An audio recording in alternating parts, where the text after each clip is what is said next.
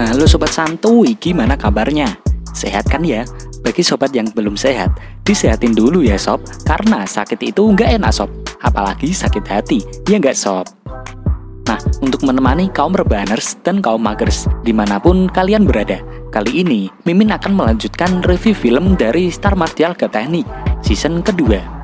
Oke sob, tanpa banyak nyiming, sebelum nonton, cari posisi paling enak, siapkan cemilan, longgarkan celana dalam, dan langsung saja gas oi.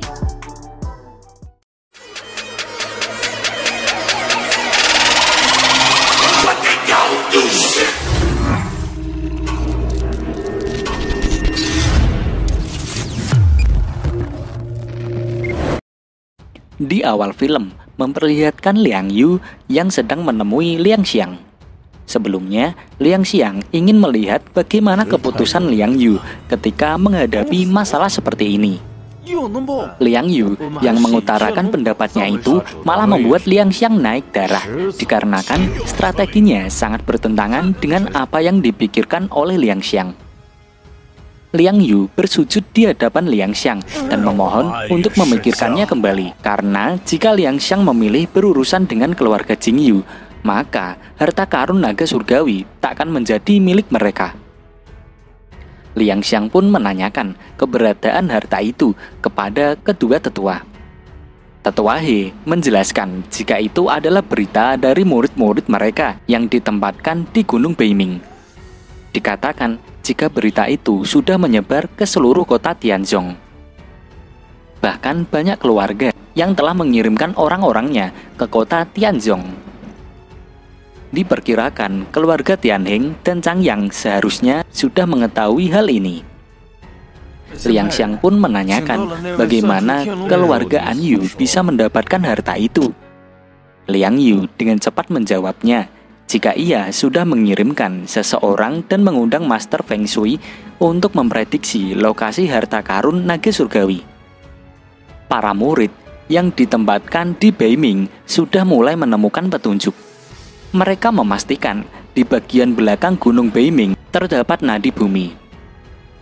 Jika mengikuti sepanjang nadi bumi ini, pasti akan menemukan harta karun naga surgawi. Diketahui, harta karun naga surgawi adalah harta karun yang ditinggalkan oleh seorang kaisar lebih dari 2000 tahun yang lalu. Basis kultivasi kaisar ini seharusnya telah mencapai ranah puncak kesempurnaan. Rumornya bahkan mampu melawan 5 raja iblis yang tak terkalahkan. Salah satu tetua memohon agar Liang Xiang memikirkannya lagi dan menahan diri dulu. Ketika keluarga An Yu bangkit, pasti dapat dengan mudah memusnahkan keluarga Jing Yu dalam satu gerakan saja. Lalu, Liang Xiang pun menyetujui rencana dari Liang Yu. Ia memerintahkan untuk menyiapkan pasukan untuk segera berangkat. Scene lalu berpindah di kediaman Xing He. Terlihat Xing He dan Yuning sedang berkultivasi untuk meningkatkan ranahnya. Lalu Xing He tiba-tiba saja berada di suatu tempat. Di sana, ia melihat bayangan dirinya sendiri.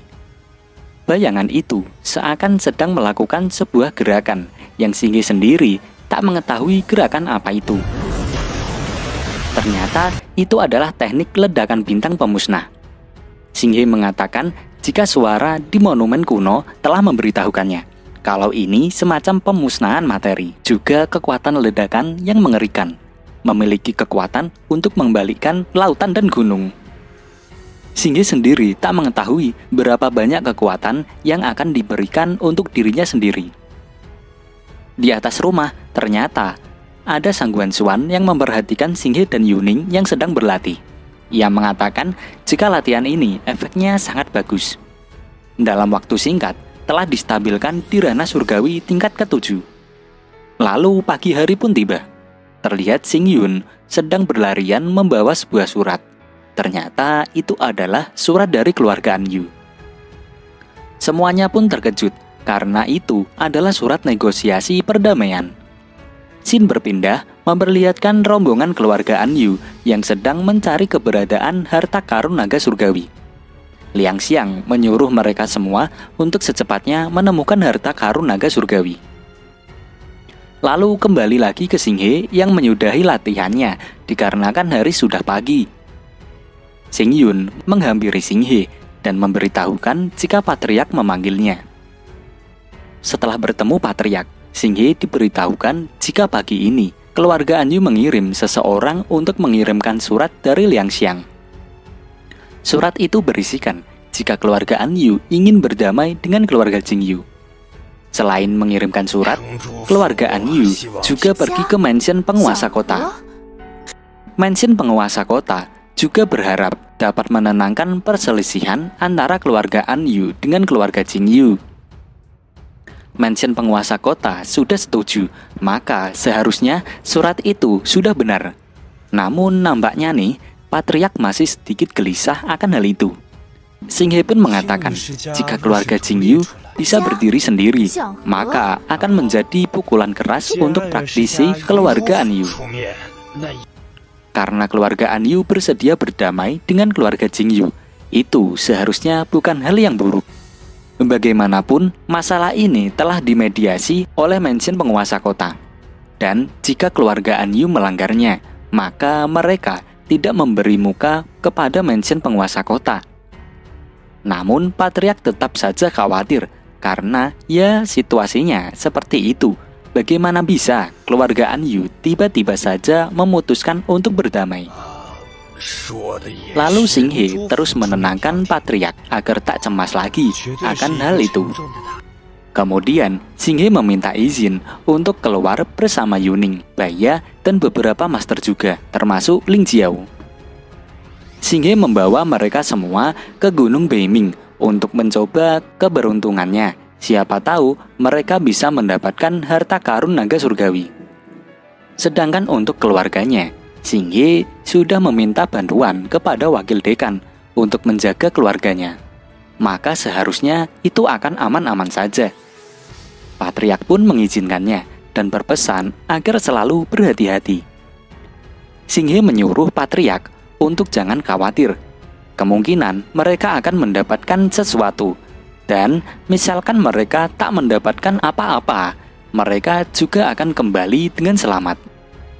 Scene berpindah pada keluarga Anyu yang sedang mendengarkan ramalan-ramalan seseorang yang bernama Yuning. Nampaknya ia sedang memprediksi di mana letak nadi Medan Naga. Ia memberitahukan jika di gunung dan sungai yang sepi ini roh jahat sangat membludak. Seringkali terjadi kecelakaan. Setiap 5 langkah terdapat bahaya. Ia menyuruh mereka semua untuk lebih berhati-hati. Namun saat penjelasan itu berlangsung, tiba-tiba saja salah satu prajurit keluarga Anyu terlempar jauh nih. Ternyata di sana muncul ular hijau raksasa yang siap menyerang mereka semuanya. Salah satu tetua pun menangani ular raksasa tersebut. Liangxiang pun lalu menanyakan seberapa yakin Yunyin mampu menemukan nadi naga. Yunyin memberitahukan jika ingin menemukan nadi naga tidaklah sulit. Diperkirakan setidaknya lebih dari 90% peluangnya. Tapi untuk menemukan harta karun naga surgawi, itu masih belum tentu. Jika harta karun itu benar-benar ada di Gunung Beiming, Kaisar Agung memilih medan seperti ini pasti memiliki beberapa aturan. Yunyin mengira ada semacam formasi yang diatur untuk menyembunyikan harta karun itu. Meski nadi naga bisa ditemukan, namun mereka harus menemukan formasi itu terlebih dahulu. Kemudian barulah dapat membuka harta karun naga surgawi. Yunyin memberitahukan jika dalam pencarian nadi naga hanya bisa membawa 10 orang saja, dikarenakan di dalam terdapat banyak sekali jebakan. Liangxiang pun memerintahkan membawa 10 orang saja untuk mencarinya. Liangxiang berpendapat agar dirinya tinggal di tempat itu, karena ia beralasan jika terjadi sesuatu nantinya, takutnya tak ada yang memimpin. Liangxiang menyadari bahwa di tempat itu sangat berbahaya. Bahkan kultivasi Liang Yu baru mencapai ranah surgawi tingkat 4. Kalau dipikir-pikir, Liang Yu ini berinisiatif untuk memimpin pasukan. Liangxiang bertanya-tanya apa yang direncanakan oleh Liang Yu itu. Liang Xiang pun memerintahkan agar Liang Yu ikut saja bersama Liang Xiang. Liang Yu pun hanya bisa patuh.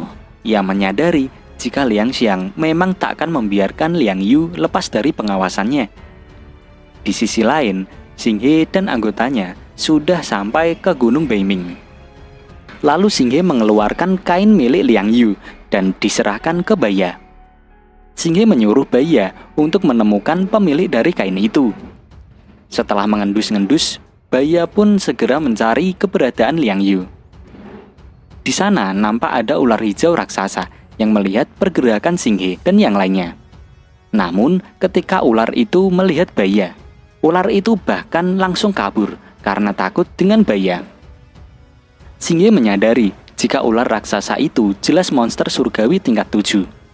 Sepertinya tidak lebih lemah dari Baya. Tapi ketika melihat Baya, ular itu malah langsung kabur.